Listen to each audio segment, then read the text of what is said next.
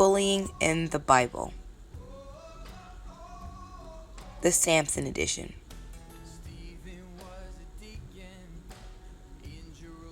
By Trinity Evans.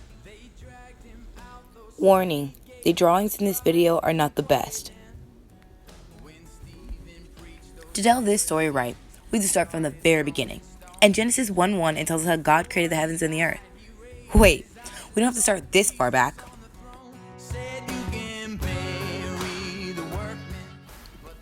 We can start right about here. In Judges 13:2, it says that there was a man named Moana and his wife Zalpunith, and they were married.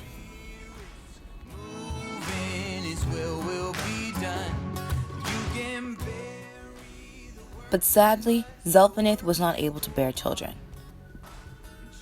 They had tried for years and years, but never could. So she did the one thing she knew that she could do. She prayed to God in hopes that He'd bless her.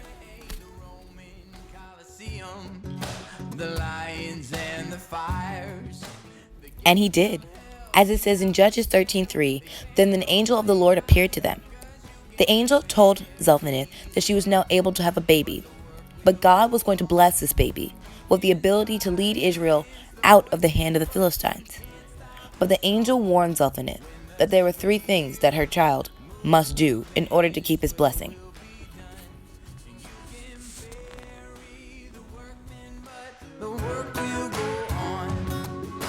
And then they lowered Jesus. They laid him in a grave. They thought that it was over. And just like the angel had said, Zalpunith bore a child, and she named him Samson. He rose to life again, 'cause God is not persuaded by the arrogance of man. Now in the time of all of this celebration, Zalpunith remembered the 3 things the angel had said to her that Samson must never do.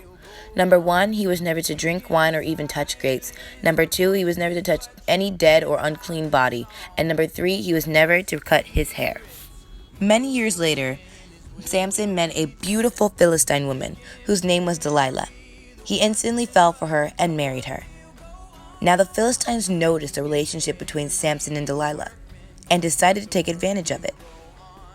The Philistine prophets offered Delilah 1,100 pieces of silver each in exchange for the secret that made Samson so powerful. Okay, stop. The first form of bullying that can be identified in Samson's story is called prejudicial bullying. Prejudicial bullying is when a group of people who are similar do not like someone else because they are different. In this case, it would be the Philistines who grouped together, who did not like Samson because he was an Israelite, on top of the fact that he had a chance of overthrowing them. Anyways, let's move on. Samson for 3 nights continually asked him what was the secret to his power, and for 3 nights he lied. He told her a variety of different lies, varying from braiding its hair all the way to tying him up in ropes. Until finally, he gave in. And he told her the truth. That all she had to do was cut his hair, and he'd be like any other ordinary man. The nights that Delilah spent with Samson can be considered sexual harassment, which is the second form of bullying. Sexual harassment is when a person either bothers or describes another person's physique in order to insult or make them feel in a different way. And once Samson told her the truth, she did just as he had said. She cut off his hair in the night and let the Philistines take him, where they spat on him, beat him, and imprisoned him. In the Bible, it even says that they gouged out his eyes. The next 2 forms of bullying that we can identify in the story of Samson are number 3, physical, and number 4, verbal. The actions that the Philistines place upon Samson are the ones that fall into this category. Now, the 5th form of bullying is a little hard to find, but those nights that Delilah constantly nagged Samson for a secret is how we can point it out. Now, I've been proposed with a question to help solve bullying at a school named CAA. And here's my proposal. Cameras.